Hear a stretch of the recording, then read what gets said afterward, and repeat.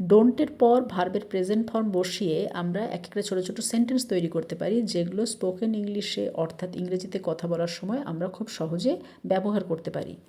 যেমন ডোন্ট লাভ, হেসো না, ডোন্ট ডিসওবে, অমান্য করো না, ডোন্ট ব্লেম, দোষ দিও না। ডোন্টের পরে কখনও ভুল করে ভার্বের পাস্ট ফর্ম ইউজ করবে না, সবসময় ভার্বের প্রেজেন্ট ফর্ম বা ভার্বের আসল রূপটাই বসাবে। যেমন ডোন্ট ক্রাই, কেঁদো না। আর এই ডোন্টের পরে ভার্বের প্রেজেন্ট ফর্ম লেখার পর যদি আমরা কোনো অবজেক্ট বসিয়ে দিই, তাহলে একটা পুরো সেন্টেন্স তৈরি হয়ে যাবে। দেখো, ডোন্ট ওয়েস্ট ইওর টাইম, তোমার সময় নষ্ট করো না। এখানে ইওর টাইমটা হচ্ছে অবজেক্ট। ডোন্টের পরে দেখো ভার্বের প্রেজেন্ট ফর্ম ওয়েস্ট বসানো হয়েছে।